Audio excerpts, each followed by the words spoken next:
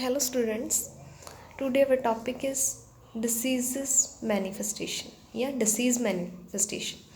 ਤਾਂ ਇਹਦੇ ਵਿੱਚ symptoms ਦੀ ਗੱਲ ਕਰਾਂਗੇ। manifestation mean symptom mean ਲੱਛਣ। ਠੀਕ ਹੈ, ਬਿਮਾਰੀ ਦੇ ਕੀ ਲੱਛਣ ਹੋ ਸਕਦੇ ਆ, ਮਤਲਬ ਸਾਨੂੰ ਪਤਾ ਕਿਵੇਂ ਲੱਗੇਗਾ ਬਿਮਾਰੀ ਹੋਈ ਹੈ ਜਾਂ ਕੁਝ ਅਲੱਗ ਲੱਛਣ ਜੋ ਸਾਡੇ ਬੋਡੀ ਦੇ ਵਿੱਚ ਸਾਨੂੰ ਸ਼ੋ ਹੋਣਗੇ। ਠੀਕ ਹੈ, ਤਾਂ ਜਿਨ੍ਹਾਂ ਤੋਂ ਅਸੀਂ ਪਤਾ ਕਰ ਸਕਦੇ ਹਾਂ ਕਿ ਸਾਨੂੰ ਡਿਸੀਜ਼ ਆ। ਸੋ ਦੋ ਤਰ੍ਹਾਂ ਦੇ ਹੋ ਸਕਦੇ ਆ, organ specific and common manifestation. Organ specific ਦੇ ਵਿੱਚ ਕੀ ਹੋਏਗਾ, ਐਕਸਪਲੇਨੇਸ਼ਨ ਪੜ੍ਹਦੇ ਹਾਂ ਤਾਂ these are depend upon target organ. ਠੀਕ ਹੈ, ਇਹ ਕੀ ਹੁੰਦਾ, ਟਾਰਗੇਟ ਆਰਗਨ 'ਤੇ ਡਿਪੈਂਡ ਕਰਦਾ ਕਿ ਜਿਵੇਂ ਕਿ ਸਪੈਸੀਫਿਕ ਹੀ ਆਰਗਨ ਦੀ ਬਿਮਾਰੀ ਹੋਵੇ, ਕੋਈ ਲੰਗਸ ਦੀ ਬਿਮਾਰੀ ਹੋਵੇ ਜਿਵੇਂ TB ਹੋ ਗਿਆ ਹੈ ਨਾ, ਕੋਈ ਬ੍ਰੇਨ ਦੀ ਬਿਮਾਰੀ ਹੋਵੇ, ਤਾਂ ਜਿੱਦਾਂ ਸਟਮਕ ਦੀਆਂ ਬਿਮਾਰੀਆਂ ਹੋਣ। ਇਹਦੇ ਵਿੱਚ ਇਹ ਹੁੰਦਾ ਵੀ ਸਾਡੇ ਬੋਡੀ ਦੇ ਵਿੱਚ ਮਾਈਕਰੋਬਸ ਐਂਟਰ ਹੋ ਰਹੇ ਆ, ਵਾਇਰਸ ਬੈਕਟੀਰੀਆ ਪ੍ਰੋਟੋਜਨ ਕੁਝ ਵੀ ਐਂਟਰ ਹੋ ਰਿਹਾ, ਉਹ ਚਾਹੇ ਨੋਜ਼ ਦੇ ਥਰੂ ਐਂਟਰ ਹੋ ਜੇ, ਠੀਕ ਹੈ, ਚਾਹੇ ਮਾਊਥ ਦੇ ਥਰੂ ਐਂਟਰ ਹੋ ਜੇ, ਚਾਹੇ ਬੋਡੀ ਦੇ ਕਿਸੇ ਵਾਊਂਡ ਦੇ ਥਰੂ ਐਂਟਰ ਹੋ ਜੇ, ਪਰ ਉਹਨੇ ਜਾ ਕੇ ਕੰਮ ਕਿੱਥੇ ਕਰਨਾ, ਆਪਣਾ ਐਕਸ਼ਨ ਕਿੱਥੇ ਕਰਨਾ, ਸਿਰਫ ਟਾਰਗੇਟ ਆਰਗਨ 'ਤੇ ਕਰਨਾ। ਸੋ ਟਾਰਗੇਟ ਆਰਗਨ 'ਤੇ ਡਿਪੈਂਡ ਕਰਦੇ ਨੇ ਇਹ ਵਾਲੇ ਲੱਛਣ। ਠੀਕ ਹੈ, ਆਰਗਨ ਸਪੈਸੀਫਿਕ ਦੇ ਜਿਵੇਂ ਆਪਾਂ ਦੋ ਕੁ ਐਗਜ਼ਾਮਪਲ ਲੈ ਲੈਂਦੇ ਹਾਂ। ਜਿਵੇਂ ਬ੍ਰੇਨ ਦੀ ਕੋਈ ਡਿਸੀਜ਼ ਹੋਵੇ ਤਾਂ ਹੈਡਏਕ ਹੋ ਸਕਦੀ ਹੈ। ਠੀਕ ਹੈ, ਹੋਏਗੀ ਤਾਂ ਹੈਡ 'ਤੇ ਆਰਗਨ ਸਪੈਸੀਫਿਕ ਹੈ ਨਾ, ਜਾਂ ਅਨਕੌਂਸ਼ੀਅਸਨੈਸ ਸਾਨੂੰ ਸਮਝ ਨਹੀਂ ਆਏਗੀ ਕੁਛ। ਠੀਕ ਆ, ਤਾਂ ਇਹ ਚੀਜ਼ਾਂ ਜਿਹੜੀਆਂ ਹੈਗੀਆਂ ਇੱਦਾਂ ਦੇ ਲੱਛਣ ਆ ਜਿਹੜੇ, ਤਾਂ ਡਾਕਟਰ ਨੂੰ ਜਦੋਂ ਆਪਾਂ ਜਾ ਕੇ ਇਹ ਚੀਜ਼ਾਂ ਦੱਸਦੇ ਹਾਂ ਤਾਂ ਮੇਨਲੀ ਕਿੱਥੇ ਜਾਂਦਾ ਵਾ, ਬ੍ਰੇਨ 'ਤੇ। ਡਾਕਟਰ ਜਿਹੜੇ ਸਪੈਸੀਫਿਕ ਹੁੰਦੇ ਨੇ ਉਹਨਾਂ ਦਾ ਬ੍ਰੇਨ 'ਤੇ, ਹਾਂ ਵੀ ਬ੍ਰੇਨ ਦੀ ਕੋਈ ਡਿਸੀਜ਼ ਹੋ ਸਕਦੀ ਹੈ ਨਾ, ਲੰਗਸ ਬਹੁਤ ਜ਼ਿਆਦਾ ਕਫ ਹੋਵੇ ਤਾਂ TB ਹੋ ਸਕਦਾ ਹੈ ਨਾ। ਤਾਂ ਲੱਛਣ ਜਿਹੜੇ ਹੈਗੇ ਆਰਗਨ ਸਪੈਸੀਫਿਕ ਆ, ਉੱਥੇ ਹੀ ਐਕਟ ਹੋ ਰਿਹਾ ਜਿੱਥੇ ਜਿਹੜੇ ਲੰਗਸ ਦੇ ਵਿੱਚ ਜਿਹੜੇ ਆਰਗਨਸ ਦੇ ਵਿੱਚ ਸਾਡੇ ਡਿਸੀਜ਼ ਹੋਏਗੀ। ਠੀਕ ਆ, ਜਾਂ ਇਹਦੇ ਬਿਨਾਂ ਸਟਮਕ ਦੇ ਵਿੱਚ ਜਿਵੇਂ ਸਟਮਕ ਪੇਨ ਵਗੈਰਾ ਹੁੰਦੀ ਆ ਹੈ ਨਾ, ਉਹਦੇ ਲਈ ਹੋ ਸਕਦੀਆਂ ਡਿਸੀਜ਼। ਅਨਡਾਈਜੈਸ਼ਨ ਵਗੈਰਾ ਹੁੰਦੀ ਆ। ਸੋ ਜਿਵੇਂ ਹਾਰਟ ਪੇਨ ਅਤੇ ਹਾਰਟ ਬੀਟ ਵੱਧ ਜਾਂਦੀ ਹੈ ਜਾਂ ਘੱਟ ਜਾਂਦੀ ਹੈ, ਠੀਕ ਆ, ਉਹਦੇ ਨਾਲ ਵੀ ਹਾਰਟ ਦੀਆਂ ਪ੍ਰੋਬਲਮਸ ਨੂੰ ਪਤਾ ਕੀਤਾ ਜਾ ਸਕਦਾ। ਸੈਕਿੰਡਲੀ ਆ ਜਾਂਦੀ ਹੈ ਜੀ ਕਾਮਨ ਮੈਨੀਫੈਸਟੇਸ਼ਨ ਉਹ ਲੱਛਣ ਹੁੰਦੇ ਨੇ ਜਦੋਂ ਸਾਡੇ ਕੋਈ ਮੰਨ ਲਓ ਵਾਊਂਡ ਹੋ ਗਿਆ, ਉਹ ਠੀਕ ਹੋ ਰਿਹਾ, ਕੋਈ ਇੰਜਰੀ ਹੋਈ ਹੈ, ਠੀਕ ਹੈ, ਕੋਈ ਸੱਟ ਲੱਗੀ ਹੈ, ਕੋਈ ਵਾਊਂਡ ਆ, ਸਾਡੇ ਜ਼ਖਮ ਆ, ਜਦੋਂ ਉਹਦੇ ਮੰਨ ਲਓ ਕਿ ਇਹ ਜ਼ਖਮ ਆ, ਇਹਦੇ ਆਲੇ ਦੁਆਲੇ ਦੀ ਜਿਹੜੀ ਜਗ੍ਹਾ ਹੈ ਉਹ ਕੀ ਹੋ ਗਈ, ਰੈੱਡ ਹੋ ਗਈ। ਠੀਕ ਆ, ਜਿੱਥੇ ਜ਼ਖਮ ਹੋਇਆ ਆ, ਤਾਂ ਇਹਦਾ ਮਤਲਬ ਐਕਟੀਵਿਟੀ ਆਫ ਇਮਿਊਨ ਸਿਸਟਮ, ਉਦੋਂ ਸਾਡੇ ਜਿਹੜੇ ਹੈਗੇ ਆ ਵਾਊਂਡ ਦੇ ਆਲੇ ਦੁਆਲੇ ਜਿਹੜੇ ਸੈਲਜ਼ ਪ੍ਰੈਜੈਂਟ ਨੇ, ਜਿਹੜੇ ਟਿਸ਼ੂ ਪ੍ਰੈਜੈਂਟ ਨੇ, ਉਹ ਐਕਟਿਵ ਹੋ ਰਹੇ ਹੁੰਦੇ ਆ।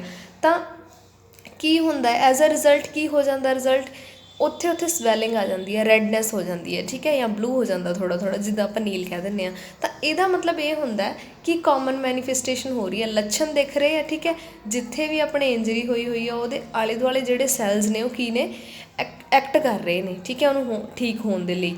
ਤਾਂ ਇਹ ਵੀ ਕਹਿ ਸਕਦੇ ਹਾਂ ਕਿ ਇਮਿਊਨਿਟੀ ਹੈ ਜਿਹੜੀ ਉਹ ਐਕਟਿਵ ਹੋ ਰਹੀ ਹੈ, ਇਮਿਊਨਿਟੀ ਦੇ ਲਈ ਸੈਲਜ਼ ਨੇ ਉਹ ਐਕਟਿਵ ਹੋ ਰਹੇ ਨੇ। ਠੀਕ ਹੈ ਜੀ, ਤਾਂ ਇਹ ਦੋ ਤਰੀਕੇ ਦੇ ਨਾਲ ਜਿਹੜੇ ਸਿੰਪਟਮਸ ਆ ਇਹਨਾਂ ਨੂੰ ਪਛਾਣਿਆ ਜਾ ਸਕਦਾ। ਸੋ ਨੈਕਸਟ ਆ ਜਾਂਦਾ ਜੀ ਪ੍ਰੋਫਾਈਲੈਕਸਿਸ ਮੀਨ ਪ੍ਰੀਵੈਂਸ਼ਨਸ। ਠੀਕ ਹੈ, ਪ੍ਰੀਵੈਂਸ਼ਨਸ ਦੇ ਮਤਲਬ ਬਚਾਅ ਕਿੱਦਾਂ ਕਰਨਾ। ਗੱਲ ਕਰਦੇ ਹੁੰਦੇ ਨਾ, ਪ੍ਰੀਵੈਂਸ਼ਨਸ ਇਜ਼ ਬੈਟਰ ਦੈਨ ਕਿਉਰ, ਕਿ ਇਲਾਜ ਤੋਂ ਪਰਹੇਜ਼ ਚੰਗਾ ਹੁੰਦਾ। ਅਸੀਂ ਡਿਸੀਜ਼ ਦੀਆਂ ਟਾਈਪ ਪੜ੍ਹ ਚੁੱਕੇ ਹਾਂ, ਡਿਸੀਜ਼ ਦੇ ਕਾਜ਼ ਪੜ੍ਹ ਚੁੱਕੇ ਹਾਂ, ਡਿਸੀਜ਼ ਮੀਨਸ ਆਫ ਸਪਰੈਡ ਪੜ੍ਹ ਚੁੱਕੇ ਹਾਂ, ਦੈਨ ਸਿੰਪਟਮਸ ਪੜ੍ਹ ਚੁੱਕੇ ਹਾਂ। ਠੀਕ ਹੈ, ਤਾਂ ਹੁਣ ਅਸੀਂ ਗੱਲ ਕਰਦੇ ਹਾਂ ਕਿ ਅਸੀਂ ਬਚਾਅ ਕਿੱਦਾਂ ਕਰ ਸਕਦੇ ਹਾਂ, ਮਤਲਬ ਬਿਮਾਰੀ ਹੋ ਗਈ ਆ ਜਾਂ ਹੋਣ ਵਾਲੀ ਹੈ ਜਾਂ ਹੋ ਸਕਦੀ ਆ, ਕਿਸੇ ਵੀ ਕੰਡੀਸ਼ਨ ਦੇ ਵਿੱਚ ਕਿੱਦਾਂ ਅਸੀਂ ਪ੍ਰੀਵੈਂਟ ਕਰ ਸਕਦੇ ਹਾਂ ਖੁਦ ਨੂੰ। ਠੀਕ ਹੈ, ਸੋ ਸਭ ਤੋਂ ਪਹਿਲਾਂ ਇਹ 'ਚ ਜਨਰਲ ਪ੍ਰੀਵੈਂਸ਼ਨਸ ਆ ਜਾਂਦੀਆਂ ਨੇ, ਜਿਹਦੇ ਵਿੱਚ ਏਅਰ ਬੋਰਨ ਡਿਸੀਜ਼ ਤੋਂ ਕਿਵੇਂ ਬਚਿਆ ਜਾ ਸਕਦਾ, ਵਾਟਰ ਬੋਰਨ ਡਿਸੀਜ਼ ਤੋਂ ਕਿਵੇਂ ਬਚਿਆ ਜਾ ਸਕਦਾ, ਕੰਟੈਜਸ ਡਿਸੀਜ਼ ਤੋਂ ਕਿਵੇਂ ਬਚਿਆ ਜਾ ਸਕਦਾ। ਸਭ ਤੋਂ ਪਹਿਲਾਂ ਗੱਲ ਕਰ ਲੈਂਦੇ ਹਾਂ ਜੀ ਏਅਰ ਬੋਰਨ ਡਿਸੀਜ਼ਸ ਦੀ। ਜਿਵੇਂ ਕਿ ਹਾਈਜਨ ਲਿਵਿੰਗ ਕੰਡੀਸ਼ਨਸ ਹੋਣੀਆਂ ਚਾਹੀਦੀਆਂ ਸਾਡੀਆਂ, ਆਲੇ ਦੁਆਲੇ ਦੀ ਏਅਰ ਸਾਫ਼ ਹੋਣੀ ਚਾਹੀਦੀ ਹੈ। ਠੀਕ ਹੈ, ਜਿਹਦੇ ਕਰਕੇ ਕੀ ਆ, ਸਾਨੂੰ ਬਰੀਥਿੰਗ ਦੇ ਵਿੱਚ ਕੋਈ ਪ੍ਰੋਬਲਮ ਨਹੀਂ ਆਏਗੀ, ਕੋਈ ਵੀ ਵਾਇਰਸ ਬੈਕਟੀਰੀਆ ਐਂਟਰ ਨਹੀਂ ਹੋਏਗਾ ਜੇ ਹਾਈਜੈਨਿਕ, ਮਤਲਬ ਸਾਫ਼ ਸੁਥਰੀਆਂ ਲਿਵਿੰਗ ਕੰਡੀਸ਼ਨਸ ਆ ਸਾਡੀਆਂ। ਸ਼ੁੱਧ ਹਵਾ ਹੈ ਜਿੱਥੇ ਅਸੀਂ ਸਾਹ ਲੈ ਰਹੇ ਹਾਂ, ਤਾਂ ਉੱਥੇ ਸਾਨੂੰ ਕੀ ਹੈ, ਡਿਸੀਜ਼ ਦੇ ਚਾਂਸ ਘੱਟ ਜਾਣਗੇ। ਇਹ ਵੀ ਸਾਡਾ ਕੀ ਹੈ, ਇੱਕ ਤਰ੍ਹਾਂ ਦਾ ਬਚਾਅ ਹੈ। ਦੈਨ ਆ ਗਈਆਂ ਜੀ water borne diseases. Water borne disease ਤੋਂ ਬਚਾਅ ਕਿਵੇਂ ਕਰ ਸਕਦੇ ਹਾਂ, ਬੋਇਲਡ ਵਾਟਰ ਡਰਿੰਕ ਕਰਨਾ ਚਾਹੀਦਾ। ਠੀਕ ਹੈ, ਜਿਹੜਾ ਵੀ ਅਸੀਂ ਪਾਣੀ ਬਾਕੀ ਕੰਮਾਂ ਦੇ ਲਈ ਵੀ ਯੂਜ਼ ਕਰ ਰਹੇ ਹਾਂ, ਉਹ ਟਰੀਟਮੈਂਟ ਹੋਣਾ ਚਾਹੀਦਾ, ਉਹਦਾ ਟਰੀਟਮੈਂਟ ਹੋਣਾ ਚਾਹੀਦਾ ਵਾਟਰ ਦਾ। ਮਤਲਬ ਕਿ ਇਹ ਨਹੀਂ ਆ ਕਿ ਕਿਸੇ ਆਪਾਂ ਨਹਿਰ ਤੋਂ ਪਾਣੀ ਯੂਜ਼ ਕਰ ਰਹੇ ਹਾਂ ਜਾਂ ਆਸ-ਪਾਸ ਕਿਤੋਂ ਵੀ ਪਾਣੀ ਲੰਘ ਰਿਹਾ ਉੱਥੋਂ ਯੂਜ਼ ਕਰ ਰਹੇ ਹਾਂ, ਤਾਂ ਉੱਥੇ ਜਿਹੜਾ ਹੈਗਾ ਬਾਕੀ ਜਿਹੜੇ ਹੈਗੇ ਜਾਂ ਸ਼ਹਿਰ ਦਾ ਜਾਂ ਕਿਸੇ ਦਾ ਐਕਸਕ੍ਰੀਟਾ ਵਗੈਰਾ, ਹਿਊਮਨ ਐਕਸਕ੍ਰੀਟਾ ਵਗੈਰਾ ਛੱਡਿਆ ਜਾ ਰਿਹਾ, ਇੱਦਾਂ ਦਾ ਕੁਛ ਨਹੀਂ ਹੋਣਾ ਚਾਹੀਦਾ। ਠੀਕ ਹੈ, ਤਾਂ ਮਤਲਬ ਸਾਫ਼ ਪਾਣੀ ਆ। ਸੋ ਪਾਣੀ ਤੋਂ ਹੋਣ ਵਾਲੇ ਰੋਗਾਂ ਤੋਂ ਤਾਂ ਹੀ ਬਚ ਸਕਦੇ ਹਾਂ ਜੇ ਅਸੀਂ ਸਾਫ਼ ਪਾਣੀ ਦੀ ਵਰਤੋਂ ਕਰਾਂਗੇ। ਵੈਸੇ ਟੌਪਿਕ ਬਹੁਤ ਜ਼ਿਆਦਾ ਔਖਾ ਨਹੀਂ ਆ, ਇਹਨੂੰ ਆਪਣੇ ਤਰੀਕੇ ਨਾਲ ਵੀ ਲਿਖਿਆ ਜਾ ਸਕਦਾ। ਠੀਕ ਹੈ, ਦੈਨ ਆ ਗਿਆ ਜੀ ਕਮਿਊਨੀਕੇਬਲ ਡਿਸੀਜ਼ਸ ਮਤਲਬ ਕਿ ਕੰਟੈਜਸ ਡਿਸੀਜ਼ਸ ਜਿਹੜੀਆਂ ਫੈਲ ਜਾਂਦੀਆਂ ਉਹਨਾਂ ਤੋਂ ਕਿਵੇਂ ਅਸੀਂ ਬਚਾ ਕਰ ਸਕਦੇ ਹਾਂ। Avoid the close contact with the infected person, obviously ਆ ਹੈ ਨਾ, ਉਹ ਤੋਂ ਸੈਪਰੇਟ ਰਹੋ। ਜਿਹੜਾ ਕੀ ਹੈ ਜਿਹਨੂੰ ਐਕਚੁਅਲੀ ਜਿਹੜੀ ਹੈਗੀ ਹੈ ਕਮਿਊਨੀਕੇਬਲ ਬਿਮਾਰੀ, ਜਿਵੇਂ ਕਿ ਅੱਜ ਕੱਲ੍ਹ ਹੋ ਰਿਹਾ ਨਾ ਕਰੋਨਾ ਜਿਹਨੂੰ ਹੋਇਆ ਤਾਂ ਉਹਨੂੰ ਸੈਪਰੇਟ ਰੱਖਿਆ ਜਾ ਰਿਹਾ, ਤਾਂ ਇਹ ਕੀ ਹੈ ਬਚਾਈ ਤਾਂ ਕਰ ਰਹੇ ਆ ਨਾ, ਇਹ ਪ੍ਰੋਫਾਈਲੈਕਸਿਸ ਹੋ ਰਿਹਾ। ਠੀਕ ਹੈ ਜੀ। ਨੈਕਸਟ ਹੈ ਜੀ ਡੈਫੀਸ਼ੀਐਂਸੀ ਡਿਸੀਜ਼ਸ ਤੋਂ ਅਸੀਂ ਕਿੱਦਾਂ ਆਪਣਾ ਪ੍ਰੀਵੈਂਟ ਕਰ ਸਕਦੇ ਹਾਂ, ਕਿੱਦਾਂ ਖੁਦ ਨੂੰ ਪ੍ਰੀਵੈਂਟ ਕਰ ਸਕਦੇ ਹਾਂ। Taking proper nutrition and balance diet, ਇਹਦੇ ਵਿੱਚ ਕੀ ਹੈ ਅਸੀਂ ਜਿਹੜਾ ਵਧੀਆ ਭੋਜਨ ਖਾਣਾ ਹੈ, ਇੱਦਾਂ ਨਹੀਂ ਹੈ ਕਿ ਬਹੁਤ ਜ਼ਿਆਦਾ ਅਸੀਂ ਫਾਸਟ ਫੂਡ ਖਾ ਰਹੇ ਹਾਂ ਨਾ, ਜੰਕ ਫੂਡ ਖਾ ਰਹੇ ਹਾਂ, ਤਾਂ ਇਹਦੇ ਵਿੱਚ ਅਸੀਂ ਉਹੀ ਫੂਡ ਲੈਣਾ ਜਿਹੜਾ ਕਿ ਜਿੱਦਾਂ ਬ੍ਰੇਕਫਾਸਟ ਦੇ ਲਈ ਜਿਹੜਾ ਸਹੀ ਹੈ, ਜਿਹੜਾ ਲੰਚ ਦੇ ਲਈ ਸਹੀ ਹੈ ਉਹ ਲੰਚ ਲਈ ਲੈਣਾ, ਜਿਹੜਾ ਡਿਨਰ ਦੇ ਲਈ ਸਹੀ ਹੈ ਉਹ ਡਿਨਰ ਹੀ ਲੈਣਾ। ਬਾਕੀ ਪ੍ਰੋਪਰ ਨਿਊਟ੍ਰੀਐਂਟ, ਇਹ ਨਹੀਂ ਕਿ ਅਸੀਂ ਇੱਕ ਤਰ੍ਹਾਂ ਦਾ ਹੀ ਖਾ ਰਹੇ ਹਾਂ ਨਾ, ਉਹ ਤੋਂ ਸਾਨੂੰ ਸਾਰੇ ਨਿਊਟ੍ਰੀਐਂਟ ਮਿਲ ਨਹੀਂ ਸਕਦੇ, ਸਾਨੂੰ ਡਿਫਰੈਂਟ ਖਾਣਾ ਪਏਗਾ। ਬੈਲੈਂਸ ਡਾਈਟ ਜਿਹਦੇ 'ਚ ਸਾਰੇ ਨਿਊਟ੍ਰੀਐਂਟਸ ਹੋਣ, ਠੀਕ ਹੈ, ਉੱਦਾਂ ਦੀ ਜਿਹੜੀ ਡਾਈਟ ਆ ਉਹ ਸਾਨੂੰ ਲੈਣੀ ਚਾਹੀਦੀ ਹੈ, ਜਿਹਨੂੰ ਅਸੀਂ ਪੰਜਾਬੀ 'ਚ ਕਹਿ ਦਿੰਦੇ ਹਾਂ ਸੰਤੁਲਿਤ ਭੋਜਨ ਸਾਨੂੰ ਖਾਣਾ ਚਾਹੀਦਾ। ਠੀਕ ਹੈ, ਇਹ ਤਾਂ ਸੀ ਫਸਟ ਜਨਰਲ ਪ੍ਰੀਵੈਂਸ਼ਨਸ ਦੇ ਵਿੱਚ। ਸੈਕਿੰਡ ਅਸੀਂ ਲੈ ਲੈਂਦੇ ਹਾਂ ਪਰਸਨਲ ਪ੍ਰੀਵੈਂਸ਼ਨਸ ਦੇ ਵਿੱਚ ਕੀ ਆਏਗਾ। ਜਿਹੜੀਆਂ ਪਰਸਨਲ ਪ੍ਰੀਵੈਂਸ਼ਨਸ ਹੁੰਦੀਆਂ ਨੇ ਇਹਦੇ ਵਿੱਚ ਅਸੀਂ ਆਪਣੇ ਪੱਧਰ 'ਤੇ, ਸੁਸਾਇਟੀ ਦੇ ਪੱਧਰ 'ਤੇ, ਠੀਕ ਹੈ, ਤਾਂ ਜਿਹੜੀ ਹੈਗੀ ਆ ਸਫਾਈ ਰੱਖਣੀ ਆ। ਜੇ ਆਪਦੀ ਗੱਲ ਕਰੀਏ ਪਰਸਨਲ ਪੱਧਰ 'ਤੇ, ਵਿਅਕਤੀ ਪੱਧਰ 'ਤੇ ਕਹਿ ਸਕਦੇ ਹਾਂ, ਪਰਸਨਲੀ ਤੌਰ 'ਤੇ ਕਲੀਨ ਹੈਬਿਟਸ ਹੋਣੀਆਂ ਚਾਹੀਦੀਆਂ ਸਾਨੂੰ। ਜਿਵੇਂ ਅਸੀਂ ਫਸਟ ਹੀ ਕੁਝ ਕੁ ਲਿਖੀਆਂ ਨੇ ਇੱਥੇ, ਬਾਕੀ ਤੁਸੀਂ ਆਪਣੇ ਵੱਲੋਂ ਵੀ ਲਿਖ ਸਕਦੇ ਹੋ ਜੇ ਤੁਹਾਨੂੰ ਹੋਰ ਵੀ ਯਾਦ ਨੇ, ਕਿਉਂਕਿ ਬਹੁਤ ਸੌਖੀਆਂ ਹੁੰਦੀਆਂ ਨੇ। ਠੀਕ ਹੈ, ਸਾਨੂੰ ਐਕਚੁਅਲੀ ਇਹ ਪੇਰੈਂਟਸ ਦੁਆਰਾ ਹੀ ਸਿਖਾਈਆਂ ਜਾਂਦੀਆਂ ਨੇ। ਵਾਸ਼ਿੰਗ ਹੈਂਡਸ, ਕੁਝ ਵੀ ਖਾਣਾ ਪੀਣਾ ਹੈ ਤਾਂ ਆਪਣੇ ਜਿਹੜੇ ਕੁਝ ਵੀ ਆਪਾਂ ਕੰਮ ਕਰਕੇ ਹਟੇ ਹਾਂ ਤਾਂ ਉਸ ਤੋਂ ਬਾਅਦ ਕੀ ਆ ਆਪਣੇ ਹੱਥਾਂ ਨੂੰ ਧੋਣਾ। ਸੈਕਿੰਡ ਆ ਜਾਂਦਾ ਜੀ ਪ੍ਰੋਪਰ ਪੋਸਚਰ, ਸਿੱਧੇ ਬੈਠਣਾ। ਠੀਕ ਹੈ, ਮਤਲਬ ਇਹ ਨਹੀਂ ਹੈ ਕਿ ਵਿੰਗੇ ਟੇਢੇ ਹੋ ਕੇ ਬੈਠਣਾ, ਆਪਣੀ ਵਰਟੀਬਰਾ ਕਾਲਮ ਨੂੰ ਵੀ ਸਿੱਧਾ ਰੱਖਣਾ ਅਤੇ ਡਾਇਰੈਕਟ ਸਿੱਧੇ ਬੈਠਣਾ।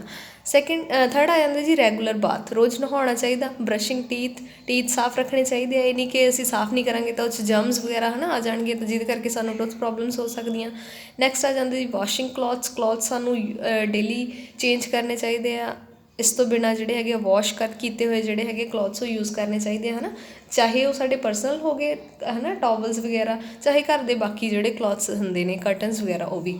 ਠੀਕ ਹੈ, ਦੈਨ ਆ ਜਾਂਦਾ ਜੀ ਰੈਗੂਲਰ ਐਕਸਰਸਾਈਜ਼ ਕਰਨੀ ਚਾਹੀਦੀ ਹੈ। ਠੀਕ ਹੈ, ਜਿਹਦੇ 'ਚ ਸਾਡਾ ਬੋਡੀ ਦਾ ਪੋਸਚਰ ਉਹ ਸਹੀ ਰਹੇਗਾ। ਠੀਕ ਹੈ, ਬੋਡੀ ਫਿੱਟ ਰਹੇਗੀ। ਲਾਸਟ ਜੀ ਮੈਂ ਲਿਖਿਆ ਅਵੋਇਡ ਡਰੱਗਸ ਜਿਹੜੀਆਂ ਹੈਗੀਆਂ ਡਰਿੰਕ ਵਗੈਰਾ ਹੈਗੇ ਨੇ, ਹੈ ਨਾ, ਦਵਾਈਆਂ ਜਾਂ ਫਿਰ ਨਸ਼ੇ ਕਹਿ ਸਕਦੇ ਆਪਾਂ ਡਾਇਰੈਕਟਲੀ, ਉਹਨਾਂ ਨੂੰ ਅਵੋਇਡ ਕਰਨਾ ਚਾਹੀਦਾ, ਉਹਨਾਂ ਨੂੰ ਯੂਜ਼ ਕਰਨ ਤੋਂ ਬਚਣਾ ਚਾਹੀਦਾ। ਇਹਦੇ ਬਿਨਾਂ ਮੈਨੂੰ ਲੱਗਦਾ ਕਿ ਇਸ ਟੌਪਿਕ 'ਚ ਤੁਸੀਂ ਖੁਦ ਵੀ ਬਹੁਤ ਜ਼ਿਆਦਾ ਜਿਹੜੀ ਆ ਹੋਰ ਵੀ ਆਪਣੀਆਂ ਜਿਹੜੀਆਂ ਕਲੀਨ ਹੈਬਿਟਸ ਆ ਉਹ ਐਡ ਕਰ ਸਕਦੇ ਹੋ, ਹੈ ਨਾ। ਨੈਕਸਟ ਆ ਜਾਂਦਾ ਜੀ ਪਬਲਿਕ ਪ੍ਰੀਵੈਂਸ਼ਨਸ। ਹੁਣ ਅਸੀਂ ਪਰਸਨਲ ਪ੍ਰੀਵੈਂਸ਼ਨਸ ਤਾਂ ਪੜ੍ਹ ਚੁੱਕੇ ਹਾਂ, ਪਬਲਿਕ ਮਤਲਬ ਸਮਾਜਿਕ ਪੱਧਰ 'ਤੇ ਅਸੀਂ ਕੀ ਜਿਹੜੀਆਂ ਹੈਗੀਆਂ ਪ੍ਰੋਫਾਈਲੈਕਸਿਸ ਰੱਖ ਸਕਦੇ ਹਾਂ, ਕੀ ਬਚਾਅ ਜਿਹੜੇ ਅਸੀਂ ਕਰ ਸਕਦੇ ਹਾਂ। ਫਸਟਲੀ ਆ ਜਾਂਦਾ ਜੀ ਪ੍ਰੋਪਰ ਡਿਸਪੋਜ਼ਲ ਆਫ ਗਾਰਬੇਜ, ਕੂੜਾ ਕਰਕਟ ਇੱਧਰ ਉੱਧਰ ਨਹੀਂ ਫੈਲਿਆ ਹੋਣਾ ਚਾਹੀਦਾ ਸਾਡੇ ਮਤਲਬ ਕਿ ਜਿੱਥੇ ਸੁਸਾਇਟੀ ਦੇ ਵਿੱਚ ਅਸੀਂ ਰਹਿ ਰਹੇ ਹਾਂ। ਠੀਕ ਆ, ਤਾਂ ਉਹਦੇ ਨਾਲ ਬਿਮਾਰੀਆਂ ਫੈਲਣ ਦੇ 100% ਚਾਂਸਿਸ ਹੁੰਦੇ ਨੇ। ਦੈਨ ਆ ਜਾਂਦਾ ਪ੍ਰੋਪਰ ਸੀਵੇਜ ਦਾ ਜਿਹੜਾ ਪਾਣੀ ਉਹ ਪ੍ਰੋਪਰ ਸ਼ਹਿਰ ਤੋਂ ਬਾਹਰ ਕਿਤੇ ਉਹਦਾ ਟਰੀਟਮੈਂਟ ਹੋ ਰਿਹਾ। ਠੀਕ ਹੈ, ਇੱਦਾਂ ਨਹੀਂ ਹੈ ਕਿ ਸੀਵੇਜ ਦਾ ਜਿਹੜਾ ਹਿਊਮਨ ਐਕਸਕ੍ਰੀਟਾ ਜਾਂ ਫਿਰ ਬਾਕੀ ਐਨੀਮਲ ਐਕਸਕ੍ਰੀਟਾ ਉਹ ਉੱਥੇ ਹੀ ਖੜੀ ਜਾ ਰਿਹਾ ਜਿੱਥੇ ਤੁਸੀਂ ਸੁਸਾਇਟੀ 'ਚ ਰਹਿ ਰਹੇ ਹੋ। ਸੋ ਗੰਦੇ ਪਾਣੀ ਦਾ ਨਿਪਟਾਰਾ, ਜੇ ਅਸੀਂ ਪੰਜਾਬੀ 'ਚ ਗੱਲ ਕਰੀਏ ਤਾਂ ਗੰਦੇ ਪਾਣੀ ਦਾ ਸਹੀ ਨਿਪਟਾਰਾ ਹੋਣਾ ਚਾਹੀਦਾ। ਠੀਕ ਹੈ, ਤੁਹਾਡੀ ਸੁਸਾਇਟੀ ਦੇ ਵਿੱਚ ਓਕੇਜਨਲ ਸਪਰੇ, ਬਿਮਾਰੀਆਂ ਫੈਲਾਉਣ ਵਾਲੇ ਜੀਵ ਜੰਤੂਆਂ ਨੂੰ ਮਾਰਨ ਲਈ ਸਮੇਂ-ਸਮੇਂ 'ਤੇ ਦਵਾਈਆਂ ਦਾ ਛਿੜਕਾਅ ਕਰਨਾ ਚਾਹੀਦਾ। ਠੀਕ ਆ, ਜਿੱਦਾਂ ਜਿਵੇਂ ਅੱਜ ਕੱਲ੍ਹ ਦੀ ਗੱਲ ਕਰ ਰਹੇ ਨੇ ਆਪਾਂ, ਹੈ ਨਾ, ਤਾਂ ਅਪ੍ਰੈਲ ਮਈ ਦੇ ਵਿੱਚ ਆ ਕੇ ਮੱਛਰ ਬਹੁਤ ਜ਼ਿਆਦਾ ਹੋ ਜਾਂਦਾ, ਤਾਂ ਇਹ ਓਕੇਜਨਲ ਸਪਰੇਇੰਗ ਹੁੰਦੀ ਕਿ ਜੇ ਸਪੈਸ਼ਲ ਤਰ੍ਹਾਂ ਦੀ ਵਿਦਾਊਟ ਸਾਈਡ ਇਫੈਕਟ, ਕਿ ਹਿਊਮਨ ਨੂੰ ਉਹਦਾ ਕੋਈ ਸਾਈਡ ਇਫੈਕਟ ਨਾ ਹੋਵੇ, ਉੱਦਾਂ ਦੀ ਕੋਈ ਜਿਹੜੀ ਹੈਗੀ ਆ ਦਵਾਈ ਉਹਦੀ ਸਪਰੇਅ ਕੀਤੀ ਜਾਵੇ ਤਾਂ ਕਾਫੀ ਸਾਰੀਆਂ ਜਿਹੜੀਆਂ ਮੱਛਰ ਤੋਂ ਫੈਲਣ ਵਾਲੀਆਂ ਬਿਮਾਰੀਆਂ ਤਾਂ ਉਹਨਾਂ ਤੋਂ ਵੀ ਬਚਿਆ ਜਾ ਸਕਦਾ। ਜਾਂ ਫਿਰ ਬਾਕੀ ਜੇ ਇਨਸੈਕਟਸ ਦੀ ਗੱਲ ਆਪਾਂ ਕਰ ਲਈਏ, ਹੈ ਨਾ। ਅਵੇਅਰਨੈਸ ਅਬਾਊਟ ਹੈਲਥ ਐਜੂਕੇਸ਼ਨ, ਤਾਂ ਸਮੇਂ-ਸਮੇਂ 'ਤੇ ਅਵੇਅਰ ਕਰਨਾ ਚਾਹੀਦਾ ਲੋਕਾਂ ਨੂੰ, ਜਿਹੜੇ ਸਮਾਜ ਦੇ ਵਿੱਚ ਲੋਕ ਹੈਗੇ ਨੇ ਸਿਹਤ ਵਿਭਾਗ ਦੇ ਨਾਲ ਜੁੜੇ ਹੋਏ ਜਾਂ ਫਿਰ ਖੁਦ ਵੀ ਪਰਸਨਲੀ ਤੌਰ 'ਤੇ, ਹੈ ਨਾ, ਉਹਨਾਂ ਨੂੰ ਸਿਹਤ ਸੰਬੰਧੀ ਪ੍ਰੋਗਰਾਮ ਕਰਨੇ ਚਾਹੀਦੇ ਆ ਜਿਨ੍ਹਾਂ ਵਿੱਚ ਲੋਕਾਂ ਨੂੰ ਵਾਰ-ਵਾਰ ਦੱਸਿਆ ਜਾ ਸਕੇ ਕਿ ਸਾਡੀ ਸਿਹਤ ਕਿੰਨੀ ਜ਼ਰੂਰੀ ਆ, ਕਿਵੇਂ ਅਸੀਂ ਬਿਮਾਰੀਆਂ ਤੋਂ ਬਚ ਸਕਦੇ ਹਾਂ ਅਤੇ ਕੀ ਸਾਨੂੰ ਬਚਾਅ ਕਰਨੀ ਚਾਹੀਦੀ ਹੈ। ਠੀਕ ਹੈ ਜੀ।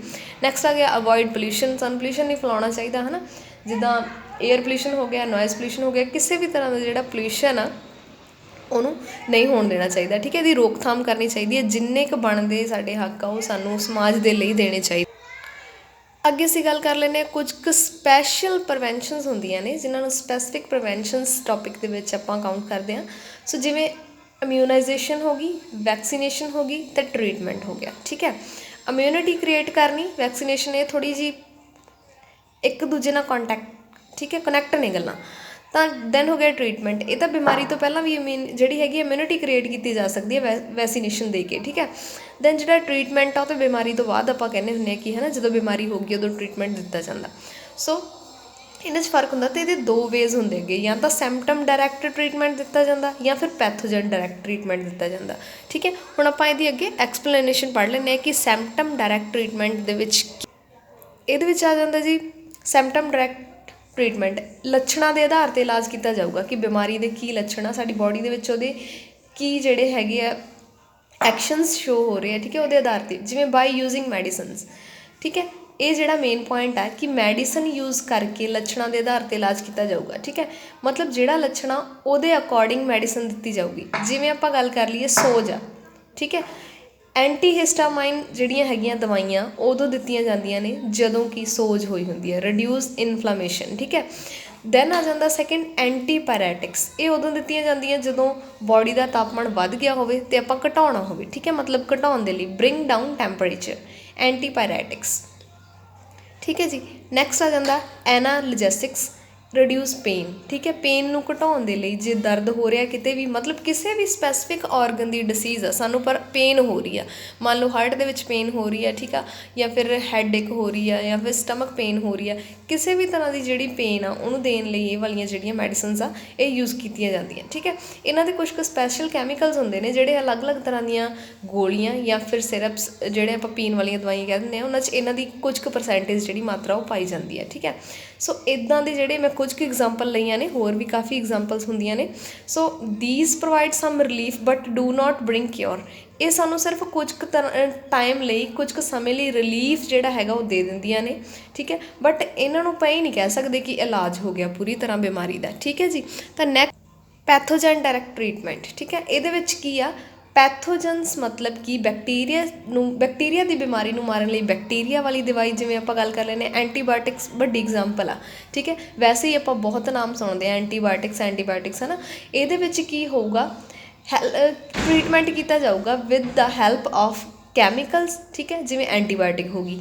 ਇਹ ਹੁਣ ਤਿਆਰ ਕਿਵੇਂ ਕੀਤੀ ਜਾਂਦੀ ਆ, ਐਂਟੀਬਾਇਓਟਿਕ ਵੀ ਬੈਕਟੀਰੀਆ ਤੋਂ ਹੀ ਤਿਆਰ ਕੀਤੀ ਜਾਂਦੀ ਹੈ, ਠੀਕ ਹੈ। ਜਿਵੇਂ ਆਪਾਂ ਗੱਲ ਕਰ ਲਈਏ ਪ੍ਰੋਡਿਊਸ ਫਰੋਮ ਮਾਈਕਰੋ ਆਰਗੈਨਿਜ਼ਮ, ਆਪਾਂ ਲਿਖਦੇ ਨੇ antibiotics are produce from micro organism ਤੋਂ ਇਹ ਪ੍ਰੋਡਿਊਸ ਕੀਤੀਆਂ ਜਾਂਦੀਆਂ, ਮਤਲਬ ਕਿ ਇਹ ਮਾਈਕਰੋਬਸ ਤੋਂ ਹੀ ਬਣਾਈਆਂ ਜਾਂਦੀਆਂ। ਦੈਨ ਮਿਨੀਮਮ ਸਾਈਡ ਇਫੈਕਟ, ਇਹਨਾਂ ਦੇ ਸਾਈਡ ਇਫੈਕਟ ਇੰਨੇ ਜ਼ਿਆਦਾ ਨਹੀਂ ਹੁੰਦੇ, ਇਹਨਾਂ ਦਾ ਟ੍ਰੀਟਮੈਂਟ ਕਰਨਾ ਬਹੁਤ ਸੌਖਾ ਹੁੰਦਾ, ਠੀਕ ਹੈ ਜੀ। ਐਂਡ ਦੈਨ ਜੀ ਐਗਜ਼ਾਮਪਲ ਆਪਾਂ ਲੈਂਦੇ ਹਾਂ ਪੈਨਸਿਲਿਨ, ਜਿਹੜੀ ਹੈਗੀ ਆ ਸਭ ਤੋਂ ਪਹਿਲਾਂ ਜਿਹੜੀ ਐਂਟੀਬਾਇਓਟਿਕਸ ਆ ਉਹ ਬਣਾਈ ਗਈ ਸੀ, ਤਾਂ ਇਹਨੂੰ ਡਿਸਕਵਰ ਕਿਹਨੇ ਕੀਤਾ ਸੀ, ਅਲੈਗਜ਼ੈਂਡਰ ਫਲੇਮਿੰਗ ਨੇ, ਠੀਕ ਹੈ। ਤਾਂ ਇੱਥੇ ਇਹ ਕੁਐਸਚਨ ਆਉਂਦਾ ਹੁੰਦਾ ਕਿ ਪੈਨਸਿਲਿਨ ਕਿਹੜੀ ਜਿਹੜੀ ਹੈਗੀ ਐਂਟੀਬਾਇਓਟਿਕਸ ਪਹਿਲਾਂ ਬਣੀ ਸੀ ਅਤੇ ਕਿਹਨੇ ਇਹ ਡਿਸਕਵਰ ਕੀਤੀ ਸੀ, ਠੀਕ ਹੈ ਜੀ। Thank you students. ਅਤੇ ਨੈਕਸਟ ਵੀਡੀਓਜ਼ ਦੇ ਵਿੱਚ ਆਪਾਂ ਡਿਫਰੈਂਟ ਡਿਸੀਜ਼ ਦੀ ਗੱਲ ਕਰਾਂਗੇ ਕਿ ਉਹਨਾਂ ਨੂੰ ਕਿਵੇਂ ਡਿਸੀਜ਼ ਫੈਲਦੀ ਹੈ, ਕੀ ਉਹਦੇ ਕਾਰਨ ਹੁੰਦੇ ਨੇ, ਕਿਵੇਂ, ਠੀਕ ਹੈ, ਉਹਦਾ ਪੀਰੀਅਡ ਕਿੰਨਾ ਹੁੰਦਾ ਹੈ, ਡਾਇਗਨੋਸਿਸ ਕਿੱਦਾਂ ਕਰ ਸਕਦੇ ਹਾਂ, ਥੈਰੇਪੀ ਕੀ ਹੁੰਦੀ ਆ, ਉਹ ਸਾਰੀ ਆਪਾਂ ਨੈਕਸਟ ਵੀਡੀਓ ਦੇ ਵਿੱਚ ਸਪੈਸੀਫਿਕ ਡਿਸੀਜ਼ ਦੇ ਲਈ ਪੜ੍ਹਾਂਗੇ। So thank you for watching and subscribe my channel.